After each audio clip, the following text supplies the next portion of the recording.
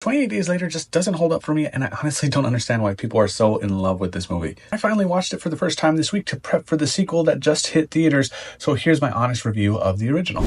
This film stars a young Cillian Murphy who wakes up in a hospital 28 days after a rage virus sweeps across the UK, creating a zombie-like pandemic. The first thing you'll notice in this movie is that it looks terrible, and I get that it's an intentional, stylistic, visual choice, but the gritty color, the grain, the editing just is so disorienting that you actually can't see what's happening from scene to scene. Rapid fire edits, the off-kilter framing, it made it really hard to stay engaged, and I appreciate bold choices with color and camera work to enhance tension or atmosphere, but here it just made me want to switch it off. That being said, I will give credit where credit is due. The performances are solid across the board.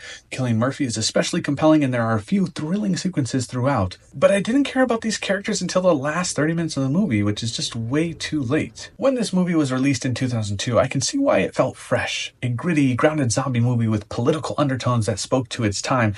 And honestly, the core message is still relevant today, but visually and stylistically, it hasn't aged well. Overall, I'd give 28 Days Later a 5.5 out of 10. It's not terrible, but there are other zombie movies from the same era that I'd rather revisit.